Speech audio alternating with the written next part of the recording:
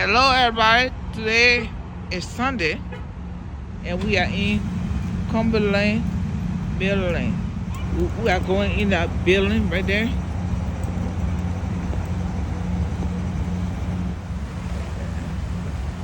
They're going to get tickets.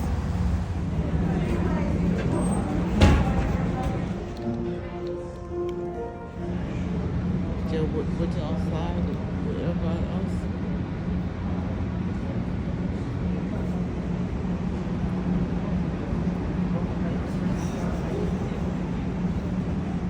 Now boarding track 1 west of Frostberg. All going. There we go. We're going in the second cut, right? Down here, this one? Okay. So there we go, guys. We are going up there.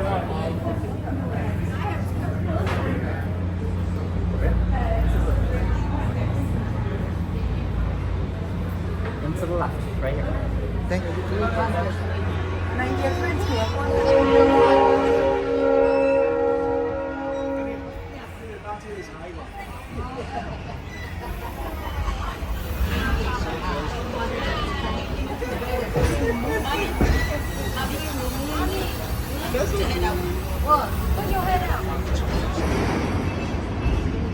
Scenic and historic highlights along our trip today.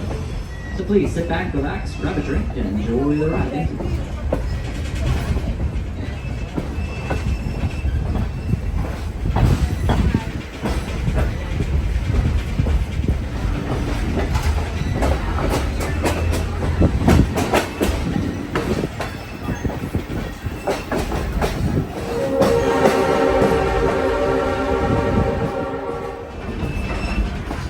Folks, we're now rolling through the Cumberland Narrows.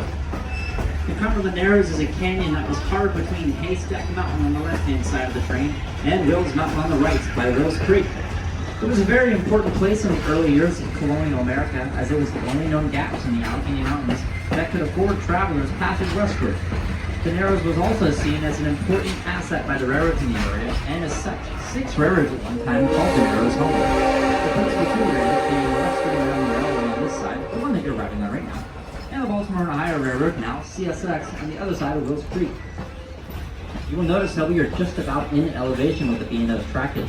When this portion of the Western Railroad was being built in 1911, they decided they wanted a technologically superior route. And in just under 2 miles, we were going to be 150 feet above the Baltimore and Ohio Railroad.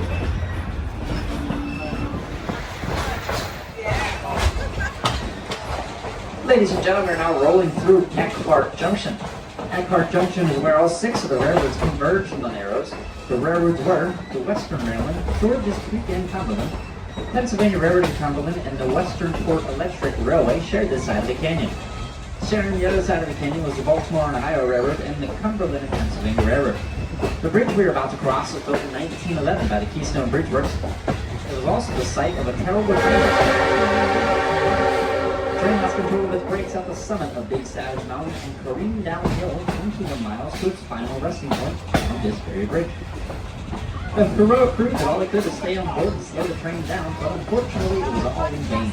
The train packed this very bridge with solid coal cars and thousands of tons of coal. The train may have made it over the bridge in one piece, but the intense heat from the friction of the wheels caused the wheels to begin to melt. Now, with that being said, ladies and gentlemen, nobody in the ticket office today purchased a runaway train ticket, so we will not be doing it.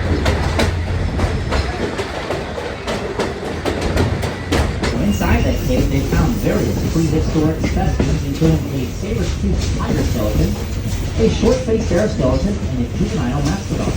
All of these specimens are at the Smithsonian Institute to this very day. The most complete example of a saber-toothed tiger came from what is now known as Cumberland Bone Cave. It is also the location of the first of 3 horseshoe curves on this river.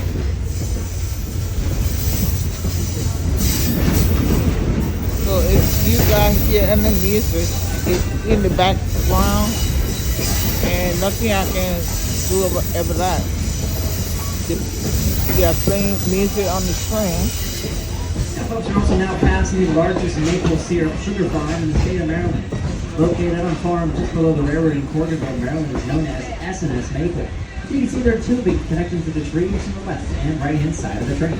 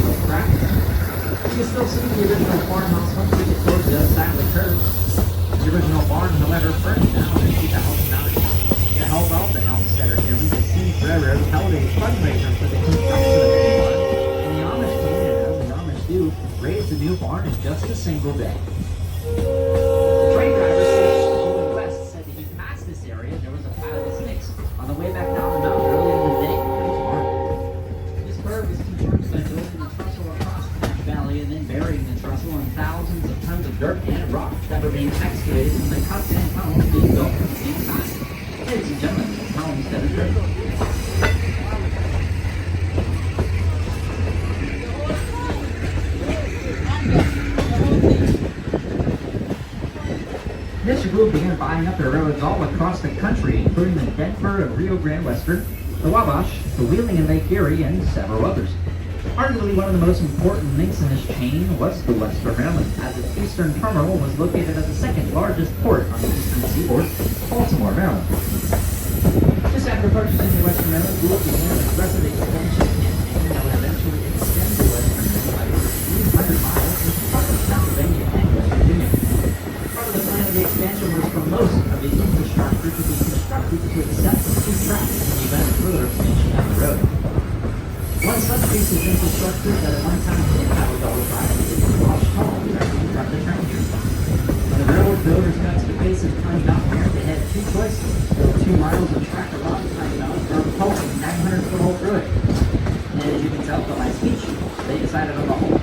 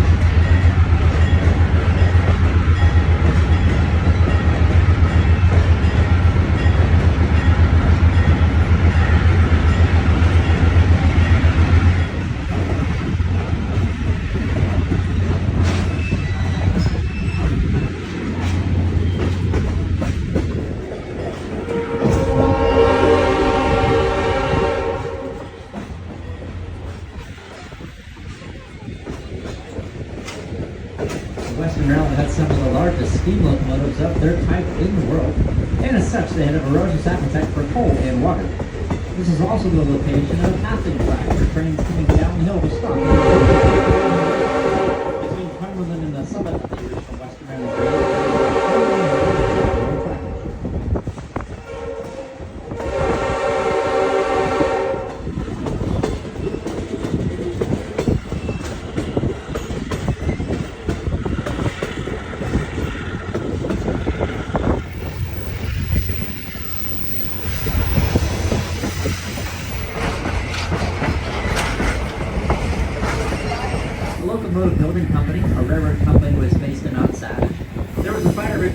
lumberyard and lots of mining. There were iron ore mines, fire clay mines, and coal. On the train, 2 hours to go downtown.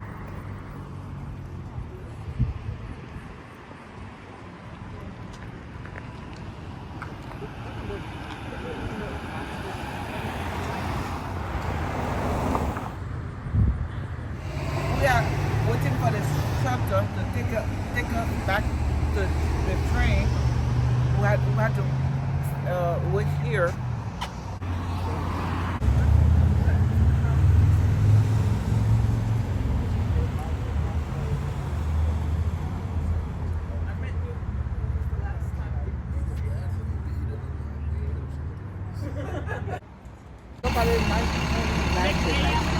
All aboard, folks. Welcome to the Western Scenic Railroad.